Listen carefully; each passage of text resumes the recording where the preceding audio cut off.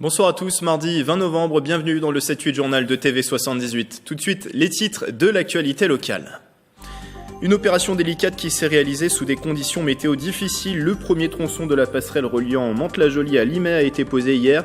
Un ouvrage dédié aux piétons et cyclistes soulevé grâce à une grue de 86 mètres. Des images impressionnantes à retrouver au début de cette édition. Les élections européennes se tiennent en mai 2019 et la campagne des municipales en 2020 aussi se prépare. La France Insoumise vient de lancer son comité d'appui pour les deux scrutins à Versailles, Saint-Quentin en Yvelines. Pour en parler en plateau, Catherine Bellest qui en est la co-animatrice. Et puis il va fêter 40 ans de scène. Le groupe Trust sera samedi à la Meurice à Trappes. Les interprètes d'Antisocial se sont reformés en 2016 et ont sorti cette année un nouvel album. C'est le coup de cœur culturel de la semaine. Invité également tout à l'heure les membres de Belo Horizonte Capoeira. Les 16e rencontres internationales de la discipline se tiennent ce samedi à Elancourt. La mobilisation des Gilets jaunes contre la hausse des carburants persiste notamment dans les Yvelines. Après des rassemblements samedi et dimanche, une nouvelle action spontanée a été menée hier sur le péage de l'A13 à Buchelet. Pas de barrage filtrant cette fois-ci, mais une opération séduction auprès des routiers avec qui les manifestants ont échangé. D'autres actions péage gratuit pourraient se prolonger cette semaine. Un blocage du dépôt de carburant de Gargenville est également envisagé. Dans le nord des Yvelines également, le voici posé. Le premier tronçon de la grande passerelle reliant Mantes-la-Jolie à Limay en voie douce a été donc posé hier. Une opération délicate pour un chantier qui a débuté en février dernier et qui va se poursuivre. Marilène Yapichino. Il est arrivé sur une barge. Le premier tronçon de la grande passerelle a pris place lundi 19 novembre sur le pont reliant la place de l'Étape à Mantes-la-Jolie au théâtre de verdure de l'Île aux Dames. C'est une opération extrêmement délicate et qui prend 48 heures. Pendant 48 heures, aucune péniche ne passera sur ce bras de Seine pour pouvoir faciliter cette installation. 105 mètres de long et 7 mètres de large pour une passerelle totale de 201 mètres réservée aux piétons et aux cyclistes. Elle entre dans un projet global en faveur de la mobilité douce de 9,6 millions d'euros, financé en majorité par la région Île-de-France. Le département des Yvelines a contribué à 11%. La mise en route de cette passerelle correspond à cette volonté de faire que ce lieu traditionnel de passage d'une rive à l'autre remplisse toutes les fonctions qui sont les siennes dans la société d'aujourd'hui. La structure est en acier et elle est revêtue de bois. L'architecte l'a imaginée comme une terrasse reliant les centres-villes de Mantes-la-Jolie et de Limay. Elle est dessinée en rapport avec le pont existant, qui est un pont routier, qui est un pont droit, en fait assez lourd, assez présent dans le site. Nous, on se veut léger, on se veut doux, on se veut un peu justement ondulante pour être en harmonie avec le fleuve et avec le paysage. Le chantier devrait prendre fin à l'hiver 2019. Cette passerelle correspond à la première étape du nouveau franchissement entre les deux villes. Le vieux pont situé de l'autre côté sera rénové et agrémenté lui aussi d'une passerelle. Les deux ouvrages seront ensuite reliés par un cheminement piéton et cyclable sur l'île aux Dames. On ouvre une page politique. Il sera candidat pour un 4e mandat à Trappes. Guy Malandin briguera bien sa propre succession à la mairie en 2020. L'élu socialiste de 81 ans l'a annoncé hier lundi. Une décision prise après quelques mois de réflexion. S'il est réélu, Guy Malandin ne restera pas pour autant maire pendant les 6 années de son mandat. Il souhaite aller notamment jusqu'à la fin des travaux d'enfouissement de la Nationale 10 prévus en 2021-2022 et passer la main ensuite à un maire adjoint qui se formera à ses côtés. Guy Malandin est à la tête de la municipalité depuis 2001.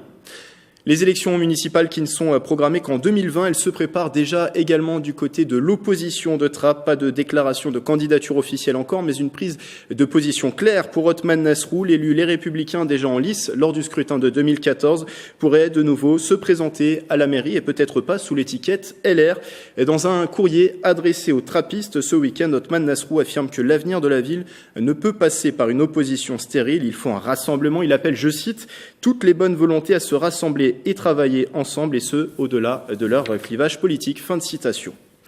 Des élections municipales déjà dans les têtes, donc tout comme le prochain scrutin. Les élections européennes se tiennent le 26 mai 2019 pour mener sa campagne de terrain pour les deux élections. La France Insoumise vient de le lancer, un comité d'appui sur le bassin Versailles-Saint-Quentin en Yvelines. Pour en parler, Catherine Bellest, bonsoir. Bonsoir. Vous êtes co-animatrice de ce comité d'appui. Alors pour vous, insoumis, militants aussi comme sympathisants, c'est un nouveau temps électoral fort qui s'ouvre à présent après les présidentielles et les législatives. en 2017 ? Absolument, puisque l'enjeu, tout d'abord, c'est de démontrer, de convaincre que ces élections européennes sont avant tout des élections et aussi des élections nationales françaises. Pourquoi ? Parce que la politique est appliquée par le président Macron et son gouvernement est le copier-coller en fait des directives de la Commission européenne, et donc c'est pourquoi nous en ferons un référendum anti-Macron, on aurait pu dire anti-Commission européenne. C'est l'occasion pour vous, pour aussi les sympathisants de faire un vote sanction sur la politique d'Emmanuel Macron et notamment celle menée en Europe ? Exactement. On voit bien aujourd'hui avec les Gilets jaunes, mais aussi avec toutes les catégories professionnelles qui manifestent. Hier, les ambulanciers, les professeurs, les agriculteurs. On voit bien qu'il y a un effondrement du pays à cause de cette politique d'abandon des classes populaires. Donc en fait, la colère et l'exaspération montent. Notre objectif, l'enjeu majeur, ce sera effectivement de donner un contenu politique à cette élection, c'est-à-dire de dire aux gens, écoutez, si vous voulez que cette politique continue, qu'on ferme des écoles, qu'on ferme des lits et qu'on ferme les postes à côté de chez vous, votez Macron, Wauquiez ou Le Pen, qui sont les politiques libérales. Si au contraire vous pensez que on a besoin d'amélioration de nos services publics, d'irrigation des transports collectifs, on voit bien aujourd'hui que c'est la problématique.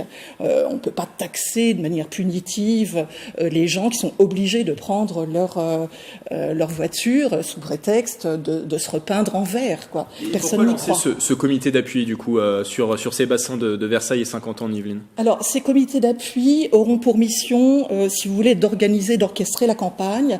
Il faut dire une chose, c'est qu'ils sont ouverts à toute personne qui pas forcément les insoumis, c'est-à-dire bien sûr il y aura les militants de la France insoumise sur ce bassin de vie, mais à tous ceux qui se reconnaissent dans nos valeurs et dans notre projet politique, à savoir un projet humaniste, écologique et de progrès, de justice sociale. Donc en fait, nous allons d'abord commencer par mener la bataille de l'inscription sur les listes électorales, puisque pour nous, c'est très important que le peuple s'approprie, se mobilise autour de cette élection. Il y avait moins de 43% de votants lors des dernières européennes en 2014. Exactement. 2012, pardon. C'est important de réexpliquer pourquoi il faut voter, les enjeux de ce scrutin. Mais bien sûr, parce qu'on voit bien à quel point la Commission européenne impacte durement avec cette politique d'abandon des classes populaires et des territoires aussi périphériques. On voit bien à quel point cela crée de la précarisation. Finalement, quand on écoute les Gilets jaunes, on entend bien que ça va au-delà, c'est la goutte de gasoil qui fait déborder la colère, en fait, si je peux m'exprimer ainsi. Sur les européennes, sur le sujet des européennes, pourquoi se mobiliser pour la France insoumise ? On sait que Jean-Luc Mélenchon, on va dire, pendant la campagne de 2017, n'était pas, on va dire, le candidat le plus pro-européen. Il a notamment beaucoup critiqué la Commission européenne. C'est quoi l'utilité pour vous ? Quelles idées vous voulez mettre en avant pendant cette campagne ? Alors, la première chose qu'il faut dire, c'est que nous sommes les seuls à dire qu'il faut sortir des traités. Parce qu'il ne faut pas raconter d'histoire, et donc on alerte les électeurs sur le fait que tous les partis qui leur diront on vous promet une Europe qui, une Europe que, c'est-à-dire la liste au Père Noël, ça n'est pas vrai, puisque les députés européens n'ont pas le pouvoir de changer les traités. Donc nous disons, il faut soit sortir si nous pouvons des traités, soit leur désobéir quand nous serons au gouvernement, ce que nous comptons bien voir arriver en 2022. L'idée, c'est quand même d'avoir des mandats électoraux et d'avoir des députés pour le combat, parce qu'on peut se poser la question, alors à quoi ça sert d'élire des députés européens ? Eh bien, moi je crois qu'il faut regarder par exemple ce qu'a fait notre député européen Younous Omarjee, qui a déposé un amendement et qui a réussi à mobiliser derrière lui tous les progressistes au Parlement européen et à faire voter l'interdiction de la pêche électrique. Et donc nous avons besoin de députés de combat à apte au combat et prêt pour le combat. Dans ces cas-là, il faut voter pour la France insoumise. Donc ça, c'est pour les européennes. Si on termine, il nous reste moins d'une minute sur les municipales, parce que le comité d'appui a aussi pour but de préparer le terrain pour ces municipales. Vous visez notamment à Saint-Quentin-en-Yvelines, il y a 4 villes prioritaires. C'est Trappes, dont on parlait juste avant avec une nouvelle candidature pour Guy Malandin, Elancourt, Montigny, Guyancourt, c'est ça? Il y a 4 villes centrées par la France insoumise. Alors essentiellement, pour le moment, on se pose encore des questions, mais nous allons lancer dès le mois prochain, dès le mois de décembre, donc 2 comités d'appui, là encore ouverts à tous ceux qui voudront nous rejoindre sur notre projet politique, sur Trappes et Guyancourt. Alors pourquoi? Parce qu'on a des liens très forts avec les associations, le réseau associatif, parce que les résultats des dernières élections ont montré qu'il y avait une véritable aspiration à Trappes et à Guyancourt pour l'avenir en commun, notre programme, et puis enfin parce qu'on a beaucoup de militants sur ce bassin de vie, sur ces 2 villes. Merci Catherine Bellès d'avoir été avec nous. Je rappelle que vous êtes la co-animatrice du comité d'appui de la France insoumise sur le bassin Versailles-Saint-Quentin en Yvelines. Après la politique, l'économie, l'entreprise Génaris Group, basée actuellement à Magny-les-Hameaux, a lancé la construction de son futur siège à Guyancourt. Cette société spécialisée dans l'accompagnement de ses clients, dans leurs projets d'innovation connaît une croissance continue depuis 2011. Les explications de Nicolas Dandry. C'est le futur siège guyancourtois de Génaris Group. Cette entreprise saint-quentinoise transformée en cluster en 2011 accompagne les grands groupes dans leurs projets d'innovation. Avec 12 entités en perpétuelle évolution, 20 millions d'euros de chiffre d'affaires et 30% de croissance par an, la société a besoin d'agrandir son espace. Il était important qu'on puisse donc construire un bâtiment qui convienne à la fois à notre développement intrinsèque et aussi donc à la capacité de créer un écosystème d'innovation, pouvoir donc proposer à des startups, pouvoir proposer donc dans un cadre de coworking et autres, donc des nouvelles technologies, une nouvelle façon de travailler. Donc voilà, on sera plus à l'aise chez nous. Spécialisé sur la filière électronique et des objets connectés, Génaris Group propose des solutions pour le secteur de l'automobile, avec un état d'esprit collaboratif avec les grandes entreprises, les PME ou encore les start-up, reçus dans cet espace, la Bubble Farm. L'important, c'est de connaître leurs problématiques, d'apprendre à découvrir quels sont leurs besoins et répondre à leurs besoins. Il se trouve que dans le monde de la voiture et de l'électrique, de l'électronique, et de l'objet connecté, de la voiture autonome, vous imaginez bien qu'en ce moment, il y a beaucoup de besoins, beaucoup d'intérêts. C'est d'exercer l'activité d'open innovation, alors c'est un grand mot, mais qui vise effectivement à mettre en relation, dans le but d'innover, des grandes structures telles que des grands groupes et des acteurs qui sont de taille plus réduite, mais qui ont aussi leurs caractéristiques d'agilité, que sont les startups et les PME. C'est des réflexions sur la voirie du futur. Comment arriver à rendre la voirie connectée, interconnectée. Voilà, donc des sujets d'avenir. Grit Engineering a rejoint le cluster dès sa création en 2015, une opportunité pour cette entité travaillant sur la mobilité de demain. Ça nous a permis de profiter des moyens, profiter des infrastructures du cluster et aussi d'être dans un écosystème qui a permis de nous développer. De 2000 m², le siège va passer à 4400 m², déménagement prévu début 2020. Montigny-le-Bretonneux s'est engagé dans la mise en accessibilité de ses bâtiments. Depuis 2 ans, la ville s'est attaquée depuis quelques mois à la salle Jacques Brel. Le point sur les travaux qui ont débuté cet été avec Patrick Jacques de Dixmude et Marilène Apicino. Les travaux ont débuté en juillet dernier. La salle Jacques Brel à Montigny-le-Bretonneux entreprenait de se mettre aux normes accessibilité pour les personnes en situation de handicap.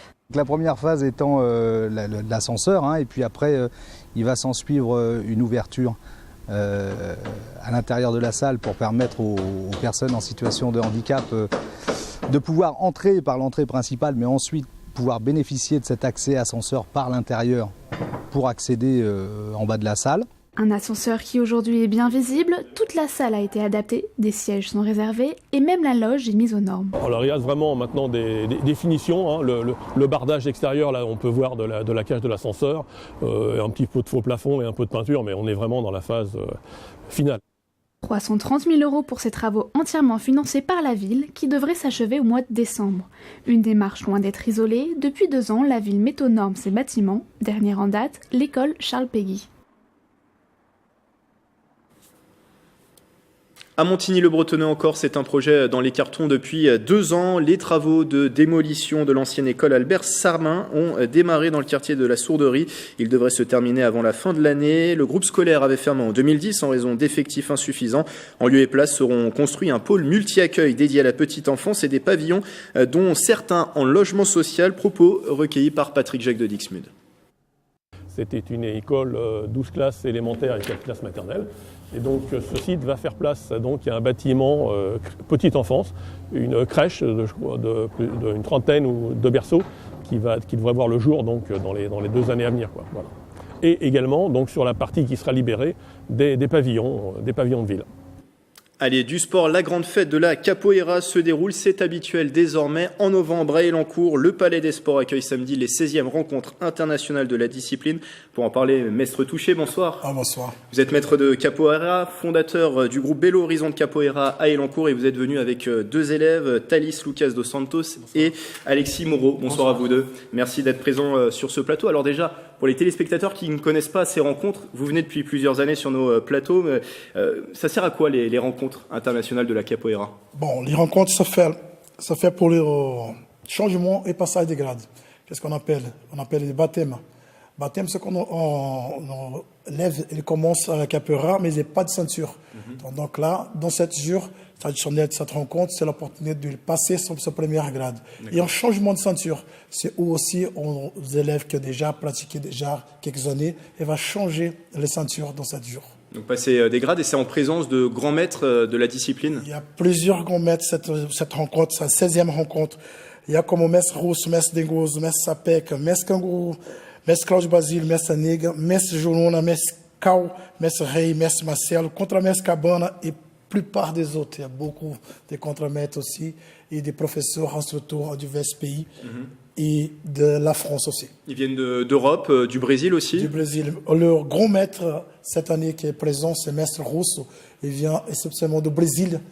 Voilà, il fait une tournée ici déjà. Il a déjà passé plusieurs fois et cette année, il vient pour cette 16e rencontre pour fortalecer et participer avec nous. Alors, vous êtes bien sûr brésilien en France depuis plus de 15 ans et vous êtes venu avec cet art brésilien dans vos valises. Depuis que vous avez lancé le groupe Belo Horizon Capoeira, est-ce que vous avez le sentiment que c'est un art qui attire de plus en plus de personnes? Bien sûr. Donc là, on vous a dit, j'ai arrivé ici en France en 2002. Et depuis 2002 que je suis ici, j'ai arrivé en 2002, il y avait quelques élèves. Aujourd'hui, 17 week-ends déjà, qui est dans mon école, ça va passer pour moi en centaines d'adhérents qui va changer de grade et passer de grade. Donc la capoeira, c'est exceptionnellement un art de combat, mais aussi un art harmonieux et que tout le monde pouvait pratiquer. Il n'y a aucune chose qui l'empêche de le faire. Et c'est un art complet, ça mêle du sport, de la danse, du chant. Finalement, il y a la culture brésilienne aussi à travers cet art. Oui. La capoeira, elle englobe tout. Un petit peu de la danse, de la musique, des chants, des mouvements de combat, des artistiques, acrobatiques. Donc il y a tout dedans. Et en plus, un médecin et corsan qui pouvaient pratiquer pour tout le monde, qui pouvaient arriver et dire que voilà, je suis un capoeiriste. Alors on va interroger vos élèves. Alexis, d'abord, qu'est-ce qui vous plaît dans la capoeira? Depuis combien de temps vous pratiquez la capoeira et qu'est-ce qui vous plaît dans cette discipline? Ça fait maintenant 5 ans que je pratique de la capoeira. Je vais commencer ma 6e année. Et ce que j'aime bien dans la capoeira, c'est le fait d'apprendre vraiment un nouvel art de combat. Voilà, c'est quelque chose de beau. Enfin, voilà. C'est vrai que on échange pas mal entre les maîtres, les élèves et tout ça. On échange ce qu'on sait. C'est quelque chose de magique. Et vous en êtes où dans votre formation de capoeira, justement? Je commence à être un peu gradé en termes d'enfant. J'ai bientôt passé... bientôt. Je vais passer adulte une fois que j'aurai un peu grandi quand même. Mais oui, en termes d'enfant, je suis gradé. Et Thalys, vous, alors, vous avez été prédestiné puisque vous êtes le fils de Maître Touché, mais qu'est-ce qui vous plaît dans la capoeira de pratiquer l'art de votre père, finalement? Alors moi, j'ai commencé déjà il y a longtemps, à l'âge de 3-4 ans. Oui. Et ce qui me plaît vraiment de ce sport, c'est le côté acrobatique. Vraiment, j'aime... C'est ce que je préfère faire le plus dedans, en fait, c'est les acrobaties. Et du coup, samedi, là, vous allez passer des grades? Comment ça va se passer pour vous? Pas moi, parce que mon prochain grade, il demande des responsabilités. Et je dois encore grandir dans la capoeira pour obtenir ce grade. Ça vous fait quoi d'avoir ces grands maîtres de la capoeira qui sont présents à Elancourt, de pouvoir les côtoyer? Est-ce que c'est une richesse pour vous? Ça va vous apporter dans votre formation? Ouais, ils viennent de loin et ils viennent nous apporter toujours des nouvelles expériences, de nouveaux mouvements, et c'est ça qu'on aime. On aime apprendre de nouvelles choses. Antoine, c'est pareil? Oui. Oui, c'est la première fois que vous participez à ces rencontres, non? Non, j'en ai déjà fait quelques-unes.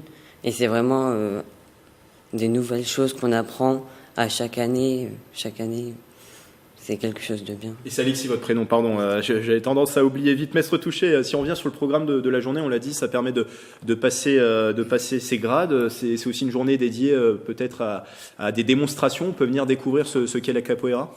Oui, bien sûr. Je profite pour inviter tous les gens d'Elancourt et des villes aussi à côté pour venir voir qu'est-ce que c'est la capoeira. La capoeira, elle va nous porter beaucoup de choses et voilà, vous pouvez aussi un jour, je sais pas moi, venir à essayer de faire cette activité. Et dans ce jour aussi, je profite aussi pour dire, comme on dit, il y a des maîtres, il y a contre-maîtres. Il y a contre-mestre Gel, contre-mestre Tartaruga, contre-mestre Pescoço, contre-mestre Cebola, professor Faísca, professor Coi, professor Maré, professor Gerbinho, instrutor Grau, instrutor Nionai, monitor Tucano, qui vont être présents aussi. Comme disaient mes élèves, tous ces gens, ils viennent pour montrer un petit plus de sa expérience et ce travail qui enrichit un peu plus mon travail. Que c'est tout cela. Donc là, ils transmettent aussi des énergies, transmettent beaucoup de choses, des biens pour fortalecer et aussi grandir ce travail Berezan de Capoeira. Et ces 16e rencontres internationales de la capoeira estienne à Elancourt ce samedi, c'est au Palais des Sports, les horaires 9h à 18h. Merci Maître Touché, merci à Thalys et Alexis pour votre témoignage.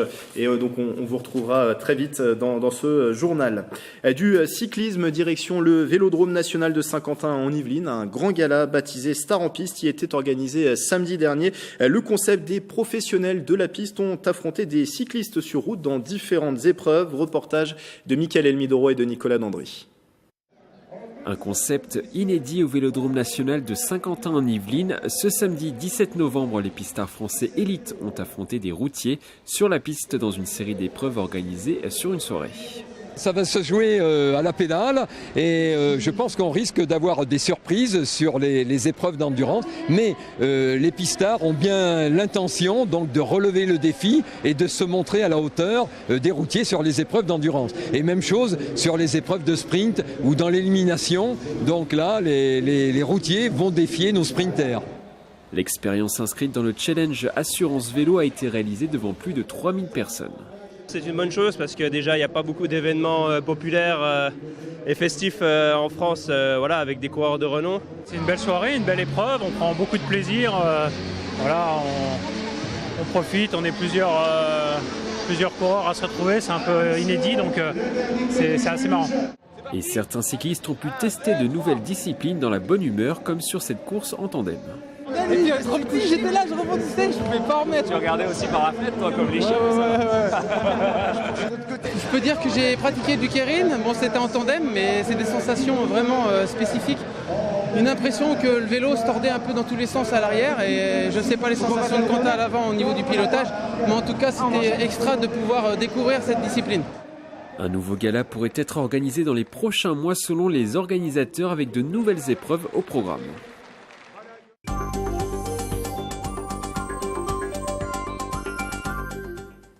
Pour terminer, c'est le moment de retrouver le coup de cœur culture de la semaine avec Mélanie Poquier. Bonsoir. Bonsoir. 40 ans de scène et toujours autant d'engagement. Le groupe Trust est de retour sur scène. Mélanie Poquier, où les écouter? Attrape, tout simplement. Le groupe mythique de rock joue samedi soir, le 24 novembre, à la Meurise. Après 5 ans de pause, de séparation plus précisément, le groupe se reforme en 2016. Les 5 membres donnent le ton de leur tournée au nom de la Rage Tour. L'occasion aussi de découvrir leur nouvel album, le 10e, dans le même sens, sorti cette année. 13 titres à leur style fidèle, où ils surprennent avec une reprise notamment de Je m'en fous pas mal d'une certaine Edith Piaf. Et ces rebelles d'Antisocial sont-ils toujours aussi rebelles ? Antisocial, difficile de parler de Trust sans mentionner ce titre, leur titre pourrait-on même dire, sorti en 1980 et toujours d'actualité. Mais oui, Bernie Bonvoisin et Norbert Nono Krief s'inspirent toujours de cette actualité et ils sont toujours rebelles. Et le mieux, Grégory, c'est de se faire une idée.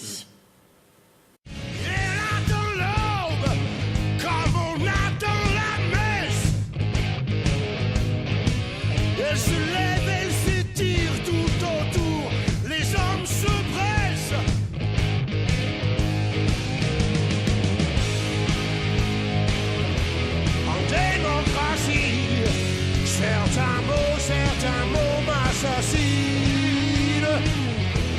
En démocratie, certains mots m'assassinent. Trust est en tournée depuis 2016 et donc pour leurs 40 ans, une scène francilienne, celle de la Meurise à Trappes. C'est le samedi 24 novembre à 20h30 et je ne sais pas vous Grégory, mais je ne résiste pas à conclure ce coup de cœur avec leur titre, Antisocial. Tous en foi, des années de service, des grosses années de sévice, pas le temps perdu qu'on ne rattrape plus. Merci Mélanie, votre émission Le 7-8 Culture est à retrouver dans un instant. C'est la fin du 7-8 Journal, belle soirée avec TV78.